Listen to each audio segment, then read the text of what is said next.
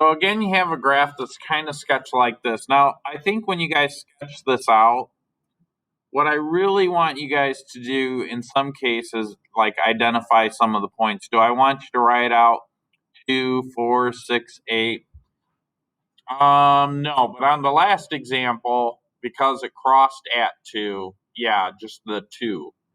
So on this one, we're being asked what is the domain. Now remember the domain or what are all the possible x's, right? So all possible values for x. And on our previous example, we said there are only two situations where there's a restriction on the domain, right? And those restrictions are you cannot have the 0 in a denominator of a fraction.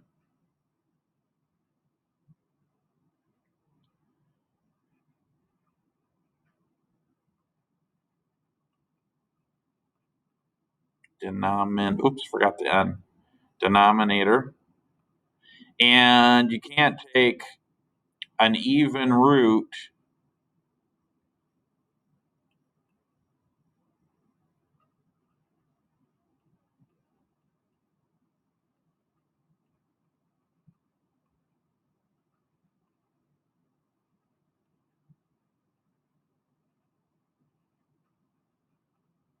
of a negative number.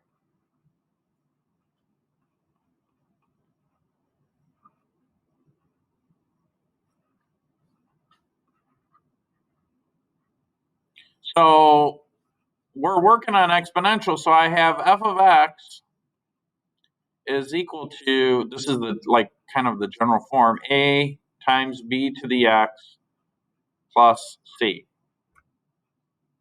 Do you guys see a fraction there? No. Do you guys see a square root symbol there? No.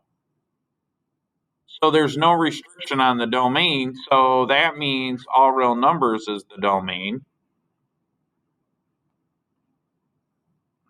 Or sometimes we say all real, so you could say the domain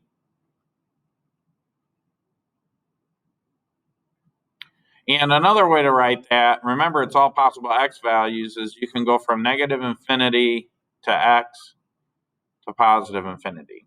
Now what that means is, well, first of all, this is clear. This goes on forever in the x direction towards positive infinity. This is going towards negative infinity. And if I extend this out forever,